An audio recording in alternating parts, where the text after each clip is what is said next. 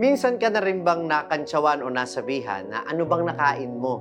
O kaya naman, may sakit ka ba? Kasi napansin nila, nagbagong buhay ka na. Siyempre, hindi naman lahat maniniwala.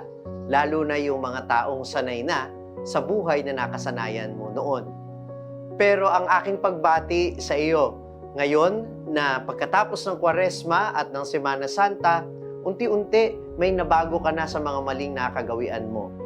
Kaya nga, ipagpapatuloy lamang natin ito. Hindi tayo babalik sa dati nating gawi dahil lamang sa kasiyahang dulot ng muling pagkabuhay.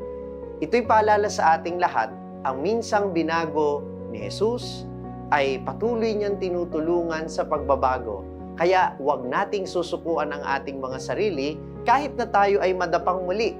Kagaya ng muling pagkabuhay ng Panginoon, sa bawat pagbagsak natin ay kailangan lang nating bumangon. At huwag kang mag-alala, ang muling pagkabuhay ng Panginoon hindi naman naintindihan ng lahat.